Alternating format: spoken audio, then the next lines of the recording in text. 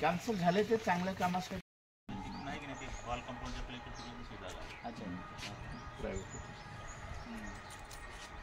सुंदर आहे का जागा चांगली आहे जागा खूप छान आहे.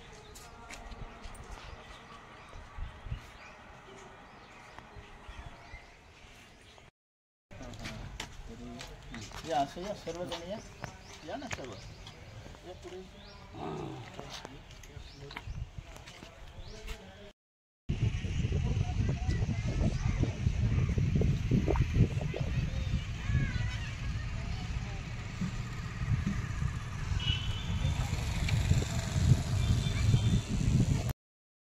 मिळवण्यासाठी ब्राह्मण होणं प्रत्येकाने अतिशय आवश्यक आहे. आपण पाहतो बरेचशी माणसं दिसायला माणसासारखे असतात परंतु वेगवेगळ्या जनावरांसारखे वागताना आपल्याला आढळतात. म्हणून ब्राह्मणेर संस्कार म्हणजे आपल्या प्रत्येक माणसाला तासून तासून नीट करून एका रांगेमध्ये आणण्यासाठी हे ब्राह्मणेर संस्काराच्या मध्ये सांगितलेले विनय अतिशय शेकिया सील अतिशय महत्वाचे आहेत. आणि प्रत्येक तरुणांनी ब्राह्मणेर बनलं पाहिजे. अशा छोट्या वयामध्ये ब्राह्मणेर होणं अतिशय गरजेचं आहे. छोट्या वयामध्ये जर ब्राह्मणेर होतील आणि सुंदररित्या त्यांना ब्राह्मणेर जीवनाचं महत्त्व जर कळालं तर संपूर्ण जीवन त्यांचं सुखाने जाते. कोणत्याही प्रकारच्या व्यसनाकडे वळणार नाहीत किंवा कोणत्याही प्रकारचं अकुशल कर्म करण्याचं त्यांचं मन होणार नाही. आणि म्हणून मनुष्याने प्रत्येक माणसाने आपल्या जीवनामध्ये एक वेळेस 10 दिवस ब्राह्मणेर होऊन जीवन जगणे श्रेष्ठ प्रकारचं जीवन जगता येते. आणि कशा प्रकारचं जगता येते ती शिकवण या 10 दिवसाच्या ब्राह्मणेर संघामध्ये दिली जाते. आणि म्हणून आपण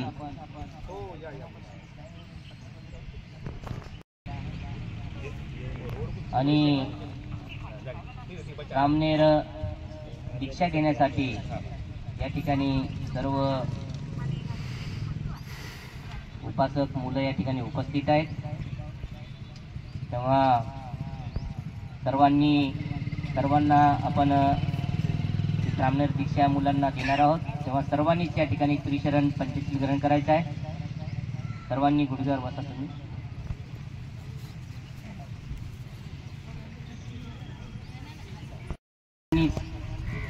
त्रिशरण पंचशील ग्रहण करायचं आहे.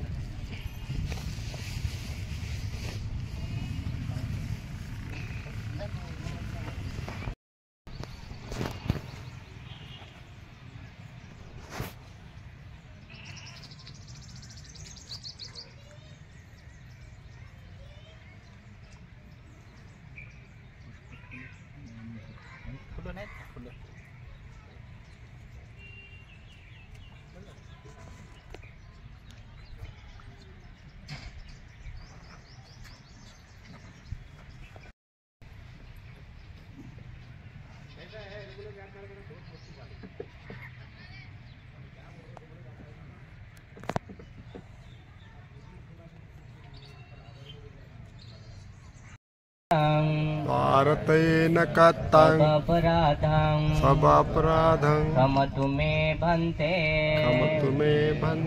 द्वितीयंपि वन्दामि भन्ते भारतेन कत्तं स्वपापराधं क्षमतु मे भन्ते तृतीयंपि वन्दामि भन्ते भारतेन कत्तं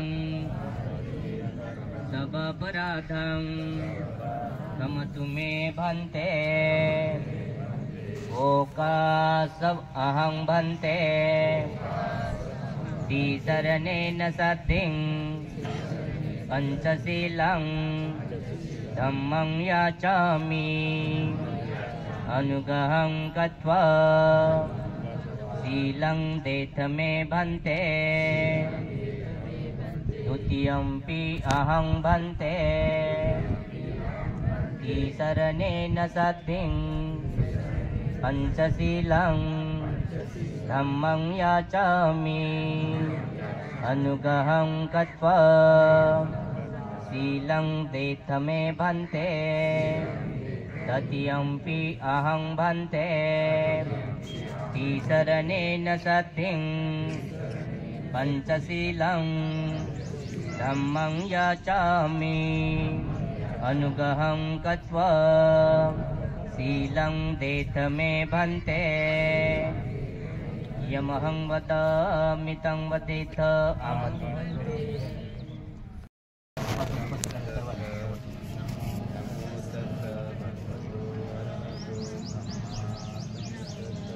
बुद्धं शरणं गच्छामि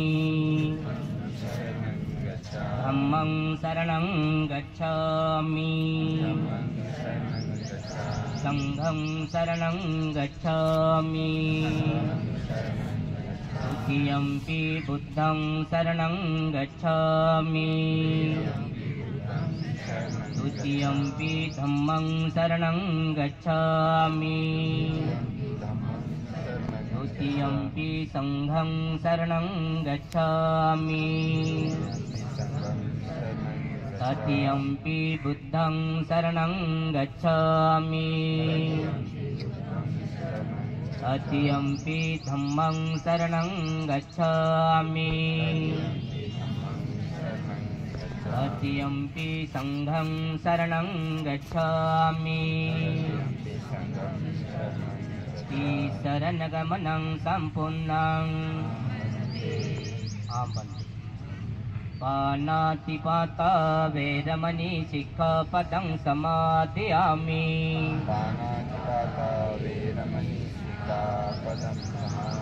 आदिन्नादाना वेरमणि सिक्खापदं समादयामि कामेषु मिच्छाचार वेरमणि सिक्खापदं समादयामि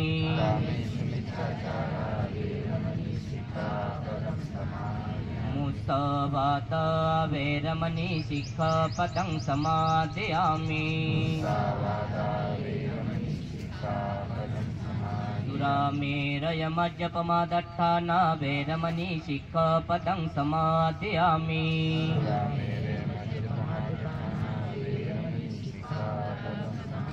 साधु साधु साधु तिसरनेन सद्दिं पंचशीलं धम्मं साधुकं सुरक्षितं कृत्वा अपमादेन सम्पादेथ आमते साधु साधु साधु बुद्धं नमामि धम्मं नमामि संघं नमामि ओकासहं भन्ते पपजं याचामि द्वितीयंपि अहं भन्ते पपजं याचामि तृतीयंपि अहं भन्ते पपजं याचामि सर्वदुःख निसरणं निब्बानं सच्चिकर्णतायं इमं कासावं गहेत्वा पबाजितं मंबन्ते अनुकंपं उपादाय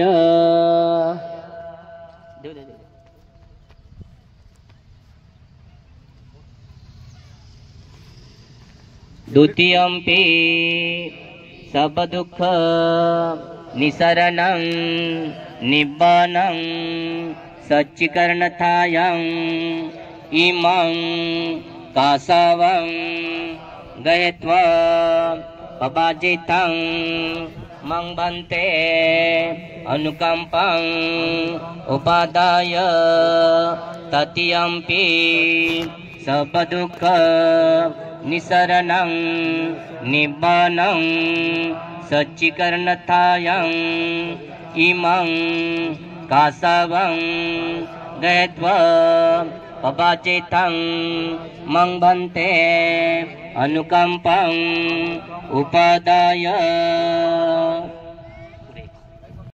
चिकर्णथायं एतं कासावं दत्वा पबाजितं मंभन्ते अनुकंपं उपादाय द्वितीयंपि सबदुःख निसरणं निब्बानं सच्चिकर्णथायं एतं कासावं दत्वा पबाजितं मंभन्ते अनुकंपं उपादाय तृतीयंपि सबदुःख निसरणं निब्बानं सच्चिकर्णथायं एतं कासावं दत्वा पबाजितं मंभन्ते अनुकंपं उपादाय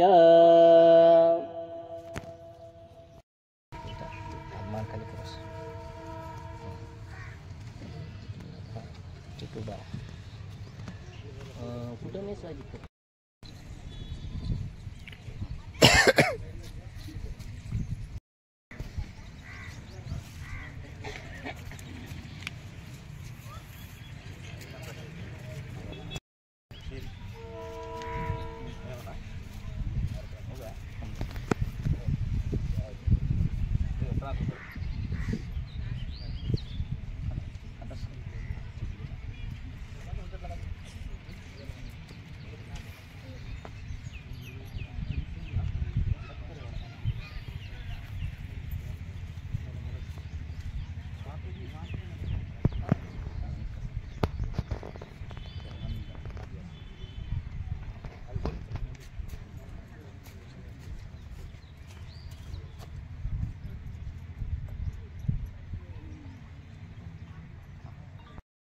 घालून दिलेले आहेत ते प्रत्येक मनुष्याला किती महत्वाचे आहेत। ब्राह्मण होण्यासाठी आपण पाहतो इथे तरी बौद्ध म्हणणारे जे की पूर्वी तथाकथित म्हणून घेत होतो आपण बौद्ध आणि नाना प्रकारचे कर्मकांड करीत होतो। कंदोऱ्या करणे, जत्रेला जत्राने, त्याचबरोबर नाना प्रकारचे सण उत्सव साजरे करणे हे आपण अनेक वेळा आधी करीत होतो, परंतु डॉक्टर बाबासाहेब आंबेडकरांच्या धम्मक्रांतीनंतर आपण सोडण्याचा प्रयत्न हळूहळू करत आहोत। अजून पूर्णपणे सुटलेले नाही, हळूहळू प्रयत्न करत आहोत।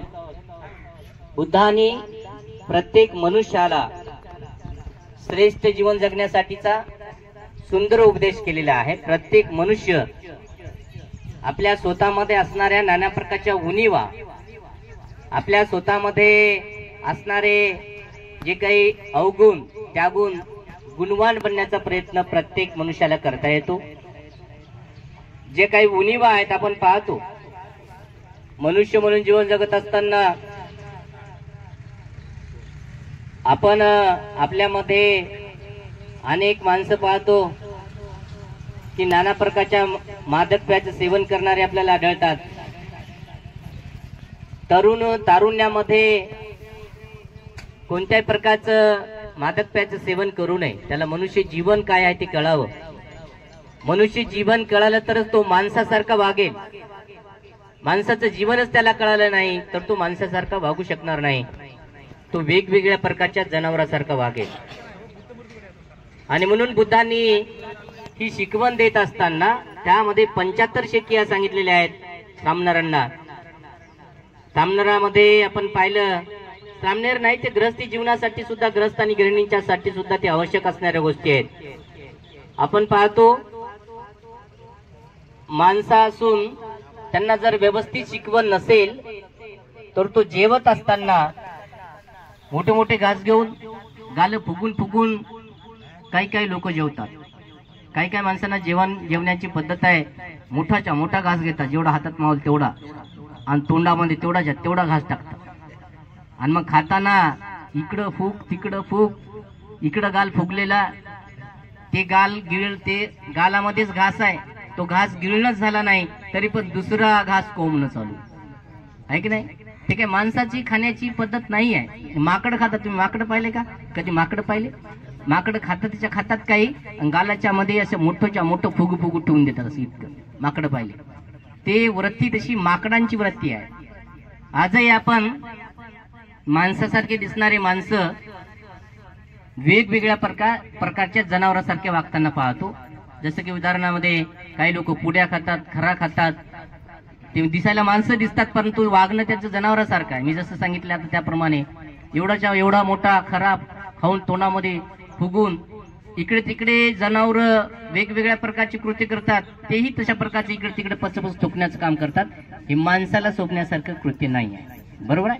बुद्धांनी 2500 वर्षापूर्वी माणसाला सुंदर माणूस बनवण्यासाठीची शिकवण दिलेली. माणसं तर होतेच, माणसं तर अनेक कालावधीपासून माणसं तर होते, परंतु त्याही पेक्षा अजून सुंदर माणसं बनले पाहिजे त्यासाठीची शिकवण आहे.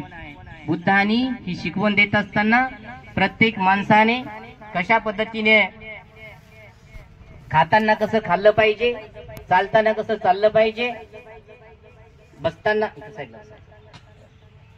कसं बसलं पाहिजे, झोपताना कसं झोपलं पाहिजे, ही सगळी शिकवण दिलेली आहे. तुम्ही आता सहजरित्या घरी म्हणत असताना बोलत असताना बोलता. तुम्ही काही जेवण करत असताना कुणाकुणाला सवय असते मच मच मच मच वाजवायची तोंड, जसं काय असं जवळपास आवाज चालला असा मच मच काहीतरी चालू आहे. ती सवय कुत्र्याची आहे. तुम्ही कुत्र पाहिलं कधी? कुत्र पाणी पिताना काही खाताना तो कुत्र एवढा मच मच मच मच करतो की जवळपास आवाज जातो. ते माणसं जर तसे करीत असतील तो माणसाचा गुण त्याने त्यागलाय, तो त्याने जनावराचा गुण धारण केला. म्हणून मी सांगत होतो आधी की माणसांना आहे त्यापेक्षाही सुंदर, आहे त्यापेक्षाही चांगलं बनण्यासाठी बुद्धांची शिकवण बुद्धांनी संपूर्ण मानव जातीला दिलेली आहे. भगवान बुद्धांच्या समोर केवळ मानव प्रमुख होता. कोणत्या प्रकारची जात, धर्म, वंश, संप्रदाय, परंपरा काहीच प्रमुख नव्हती. बुद्धांनी ही सर्व शिकवण मनुष्याला दिलेली आहे. आजही अंशकालीन सामनर 10 दिवसासाठी जे शिकवण धारण करतील ते या 10 दिवसाच्या कालावधीसाठी नसून ते संपूर्ण मनुष्य जीवन आपलं सुंदर बनवण्यासाठीची शिकवण आहे. बुद्धांनी ज्या 75 शेकिया दिल्या त्यामध्ये चालताना सुद्धा शिकवले. बुद्धांनी चालताना व्यवस्थित आपापल्या वाटेनं पाहून चालावं. इकडे तिकडे पाहून जर चालत असाल तर ठेच लागून पडतात, आणि ठेच लागून पडले तर तोंड फुटते वगैरे वगैरे, कुठतरी लागते, काहीतरी मार लागतो. त्याच्यामुळं चालताना व्यवस्थित पाहून चालायचं, खाताना व्यवस्थित आपल्या ताटाकडे पाहून खायचं.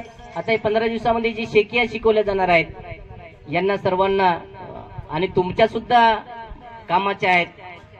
बुद्धांनी जेवण करत असताना आपल्या पात्राकडे जेवण करावं असं सांगितलेलं आहे. म्हणून भिक्षूंना सगळ्यांना भिक्षापत्र दिलेले आहेत. भिक्षापत्रामध्ये सर्व भिक्षू आपापल्या पात्रामध्ये पाहून जेवतात. मग दुसऱ्या साईडच्याला कुणाला काय भेटलं काय नाही ते त्याचं काही घेणदेण नाही. कुणाला काही मिळो, आपल्याला जे पाहिजे ते आपण आपल्या पात्रामध्ये घेतल्यानंतर आपल्याला पाहिजे तेवढं अन्न आपण आपल्या पात्रामध्ये घेतल्याच्या नंतर आपण खाल्लं पाहिजे. ही पद्धत सर्वांसाठीच उपयोगाची आहे. आता तुम्ही होऊ शकते एखाद्या वेळेस पंक्तीला जेवण करायला बसले असेल, कुठं एखादे पदार्थ तुमच्यापर्यंत पोहोचला नाही तर इकडे तिकडे बाजूला तुम्ही पाहत राहाल तर तो पदार्थ माझ्यापर्यंत काऊन पोहोचला नाही, सगळ्यालाच पोहोचलेला आहे. आणि वाढणारच्या प्रती तुमच्या मनामध्ये द्वेष येईल की त्याला काय एवढं कळू नाही का, मलाच टाकलं नाही, बाकी सगळ्यांना टाकलेलं आहे आणि मी कशाला खाऊन. मग कोणी कोणी राग भरून उठून जाण्याच्या मागला, उठून जाण्याची तयारी करतात कोणी कोणी. बुद्धांनी त्यासाठी शिकवण दिलेली आहे की तुम्हाला जे मिळालेलं आहे ते तुम्ही तुमच्या ताटाकडे पाहून जेवण करायचं आहे. भिक्षूंना भोजन आहे, भिक्षूंनी ब्राह्मणांनी भोजन करायचं आहे. ही शिकवण बुद्धांनी सर्व माणसामध्ये एक मानसिक गुण चांगल्या प्रकारचा वाढीस लागावा, किंवा आपण या पृथ्वी तलावरच्या 3 पायाच्या, 2 पायाच्या, 4 पायाच्या, अनेक पायाच्या सत्वामध्ये श्रेष्ठ आहोत अशी जाणीव माणसाला झाली पाहिजे. आता आपण पाहतो या पृथ्वी तलावरच्या 3 पायाच्या, 2 पायाच्या, 4 पायाच्या, अनेक पायाच्या सत्वामध्ये मनुष्य हा श्रेष्ठ आहे, बुद्धिमान आहे, ज्ञानी आहे, विद्वान आहे, शीलवान आहे, गुणवान आहे. त्यांनी जर तशी गुण धारण केले, त्यांनी जर तसं शील धारण केलं तर ते मनुष्य गुणवान आहे. आणि शील धारण केलं नाही, गुण धारण केले नाही तो मनुष्य असू नये, तो जनावरासारखा वागू लागेल, जनावरासारखा दिसू लागेल.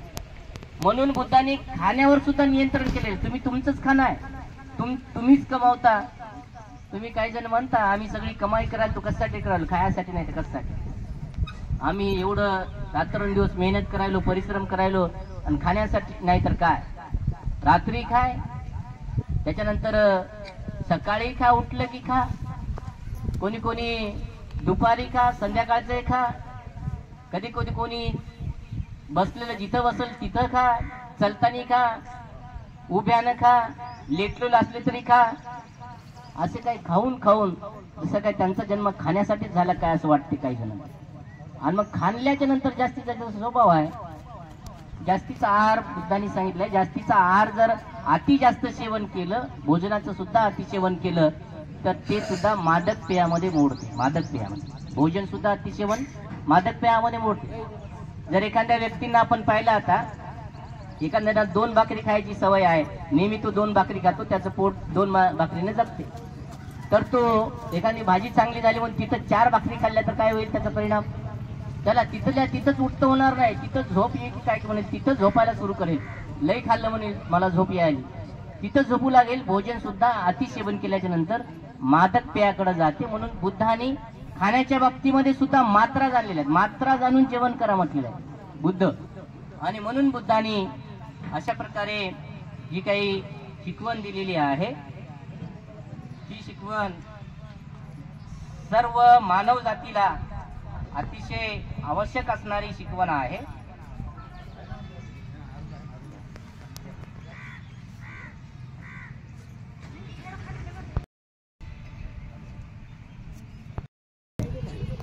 पाचशील करण्यासाठी, भिक्षूंची निर्मिती करण्यासाठी ही प्राथमिक शिकवण जी आहे श्रामणर पपज्या संस्कार, हा श्रामणर पपज्या संस्कार अतिशय महत्वाचा अशा प्रकारचा संस्कार आहे. आणि या संस्कारामध्ये जसं कोणी 10 दिवस, 15 दिवस, 1 महिन्यापर्यंत हा श्रामणर संस्कार चालतो.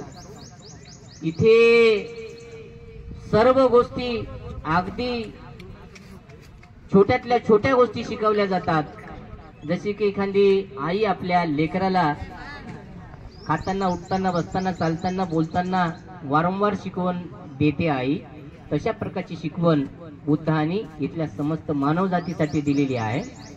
कोणाकडून कोणत्याही प्रकारची चुकी होऊ नये, उणिवा भरून काढता यावात यासाठी भगवान तथागतांनी ही शील, समाधी आणि प्रज्ञा अशा प्रकारची शिकवण दिलेली आहे. त्यामध्येच हे जास्तीचं शील धारण करणारे श्रामणर चिवर अंगावर आल्याबरोबर त्यांचं परिवर्तन व्हायला लागू लागते.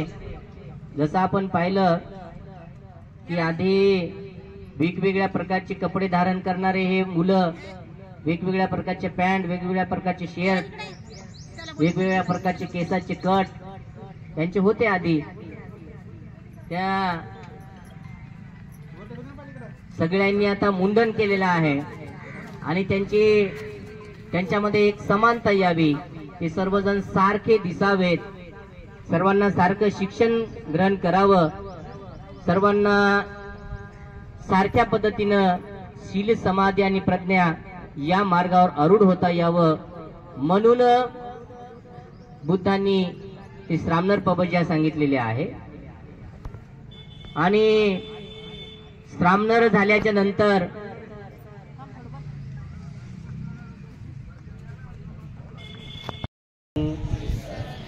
पपज्या दशशीलं धम्मं याचामि अनुग्रहं कृत्वा शीलं देतमे भन्ते द्वितीयंपि अहं भन्ते तीसरणेन सद्धिं पपज्या दशशीलं धम्मं याचामि अनुग्रहं कृत्वा शीलं देतमे भन्ते तृतीयंपि अहं भन्ते तीसरणेन सद्धिं पपज्या दशशीलं धम्मं याचामि अनुग्रहं कृत्वा शीलं देत मे भन्ते यमहं वदामि तं वदेत आम भन्ते आम भन्ते सगळ्यांनी म्हणायचं नमो तस् भगवतो अरहतो सम्मा संबुद्धस्स मोठ्याने म्हणा 3 वेळा एका आवाजात सर्वांनी मोठ्याने म्हणा 3 वेळा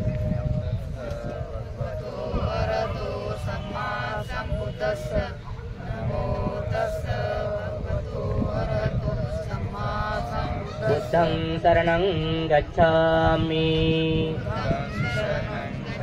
धम्मं शरणं गच्छामि संघं शरणं गच्छामि द्वितीयंपि बुद्धं शरणं गच्छामि द्वितीयंपि धम्मं शरणं गच्छामि द्वितीयंपि संघं शरणं गच्छामि तृतीयंपि बुद्धं शरणं गच्छामि तृतीयंपि धम्मं शरणं गच्छामि तृतीयंपि संघं शरणं गच्छामि शरणगमनं सम्पूर्णं आमन्ते पाणातिपाता वेदमणि सिक्खापदं समादयामि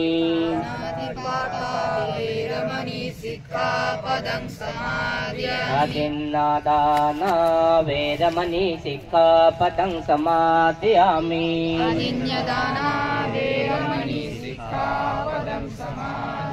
ब्रह्मचर्य वेदमणि सिक्खापदं समादयामि अब्रह्मचर्य वेदमणि सिक्खापदं समादयामि मुसावादा वेदमणि सिक्खापदं समादयामि पुरामेरयमज्जपमादट्ठाना वेदमणि सिक्खापदं समादयामि